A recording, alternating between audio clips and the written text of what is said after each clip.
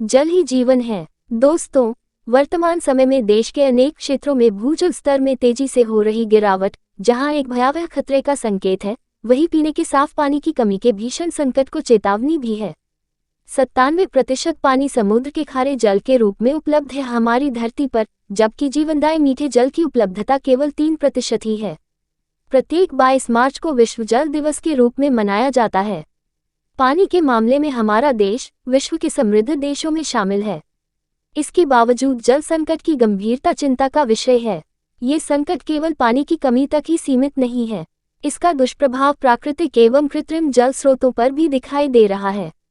इन जल स्रोतों के तेजी से प्रदूषित होने, उनकी क्षमता कम होने और जलवायु परिवर्तन के बढ़ते खतरे के कारण जनप्रतिनिधियों, योजनाकारों, कार्यक्रम क्रियान्वयन प्रबंधकों तथा समाज के लिए ये चिंता का विषय भी बन चुका है। लिहाजा इस ओर गंभीर प्रयास किए जाने की आवश्यकता है। हमारे देश भारत में संभावित भूजल भंडार 432 लाख हेक्टेयर मीटर और दोहन योग्य सकल भूजल की मात्रा 396 लाख हेक्टेयर मीटर है। इस विशाल मात्रा का विकास बरसाती पानी को भूजल के तौर पर सहेजने वाली परतों यानी एक्विफायर में रिसने के कारण होता है। यही पानी प्राकृतिक जल चक्र का अभिन्न अंग है। यह नदियों के ढाल के सहारे मंद गति से चलकर नदियों को प्राप्त होता है। अंधाधुंध उपयोग पर नकेल। दोस्तों, भारत समेत विश्व के 25 देश पानी का अंधाधुंध दोहन कर रहे हैं। इसमें भारत 24वें पायदान पर है। इनमें Bahrain, Cyprus, Kuwait, Qatar, UAE, Saudi अरब, लेबनान, ओमान, इजराइल, मिस्र, Libya, Yemen, Botswana, Iran, Jordan, Chile, San Marino, Belgium, Greece, Tunisia, Namibia, दक्षिण अफ्रीका, इराक और सीरिया शामिल है। गर्मी बढ़ने से ये देश हर साल अपनी 80% जल आपूर्ति का नियमित रूप से उपयोग कर रहे हैं। तेजी से बढ़ते जलवायु परिवर्तन का इसमें बड़ा योगदान है। वर्ष 2050 तक इससे 1 अरब अतिरिक्त लोग प्रभावित होंगे। वर्ष 1960 के बाद से पानी की मांग दोगुनी से भी अधिक हो गई है, जो 2050 तक 25% और बढ़ जाएगी। भूजल दोहन के मामले में हमारा देश आज शीर्ष पर है। देश का उत्तरीय गांगेय इलाका तो भूजल दोहन के मामले में देश के दूसरे इलाकों की तुलना में कीर्तिमान बना चुका है। इसे यदि इस प्रकार कहें कि इस इलाके में भूजल दोहन दूसरे क्षेत्रों की तुलना में बहुत ज्यादा है और यहाँ भूजल खत्म होने की कगार पर है, तो गलत नहीं होगा। प्रभावित क्षेत्र देश की राजधानी दिल्ली सहित उसके समीपस्थ कई शहरों का डार्क जोन, म्याना और एनसीआर में गंभीर पानी का संकट इसका जीता जागता सबूत है तथा इन इलाकों में जमीन की सतह का आकार भी बदल रहा है। यहाँ की जमीन भी तेजी से धंसने लगी है तथा इसके चंगुल में उत्तर से पूर्व में पंजाब से लेकर बंगाल तक और पश्चिम में गुजरात तक का क्षेत्र है। वस्तुतः पंजाब की 94% आबादी पीने के पानी के लिए भूजल पर ही निर्भर है। इतना ही नहीं, जो पंजाब पूरे देश में रोटी का कटोरा के रूप में जाना जाता था, आज जल प्रदूषण के कारण इस क्षेत्र में कैंसर के मरीजों की संख्या बेतहाशा बढ़ी है। अति दोहन देश में भूजल निकासी का औसत 63% है, जबकि हरियाणा में भूजल निकासी 137% से भी अधिक है। देश के सबसे बड़े राज्य उत्तर प्रदेश में भूजल विभाग ने 10 महानगरों को अति दोहित की श्रेणी में रखा है। जलवायु में बदलाव भूजल के अत्यधिक दोहन से पृथ्वी की धुरी खिसक रही है। वैज्ञानिक शोध अध्ययन इसके सबूत है कि भूजल में कमी और इसके परिणाम स्वरूप समुद्री स्तर में वृद्धि के चलते पृथ्वी का ध्रुव 4.36 सेंटीमीटर की दर से प्रतिवर्ष खिसक रहा है। यही नहीं, इसके कारण बड़े पैमाने पर समुद्री स्तर में भी आए दिन वृद्धि हो रही है। समाधान भूजल दोहन पर अंकुश के लिए बेहद जरूरी है कि जल के प्राकृतिक स्रोतों का उचित संरक्षण किया जाए।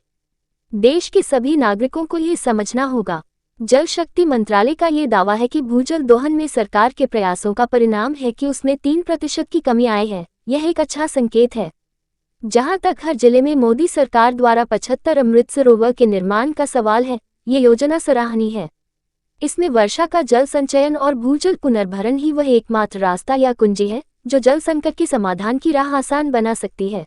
जल संकट के स्थायी समाधान के लिए हमें जहां संकट वही समाधान की रणनीति पर काम करना होगा।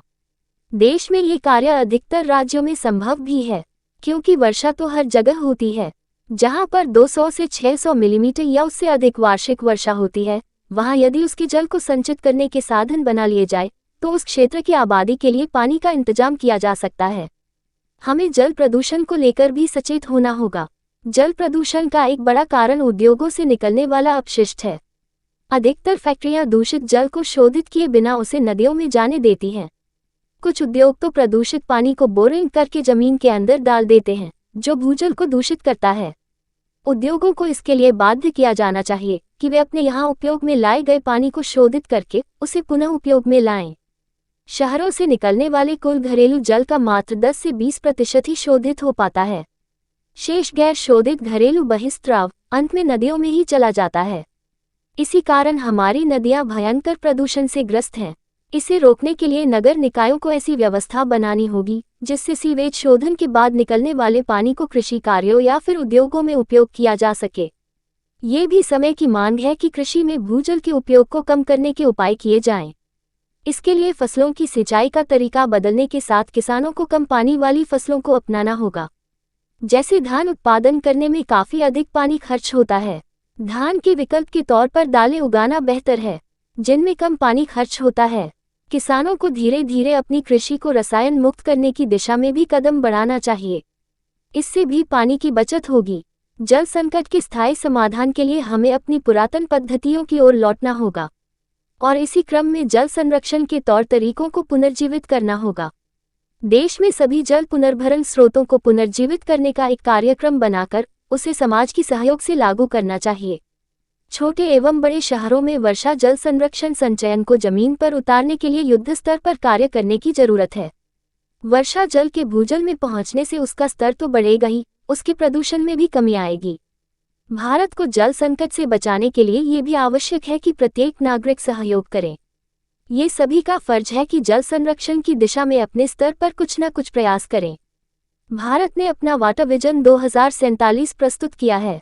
इसके अनुसार जब देश आज़ादी के 100 वर्ष पूरे करेगा तब पानी के मामले में आत्मनिर्भर हो जाएगा। ऐसा तभी होगा जब हमारे जल स्रोत पानी से समृद्ध होंगे और हमारी नदियां निर्मल और अविरल बहेंगी। इसके लिए अभी से ठोस प्रयास आवश्यक है।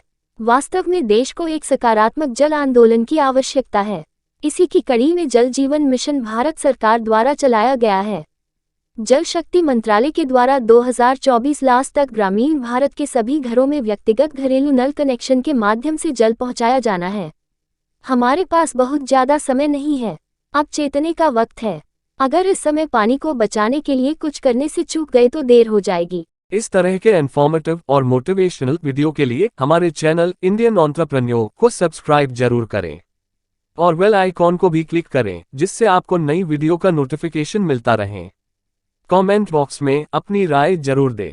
नेक्स्ट वीडियो किस टॉपिक और किस बिजनेसमैन के ऊपर चाहिए, कमेंट बॉक्स में टाइप करके जरूर बताएं। धन्यवाद।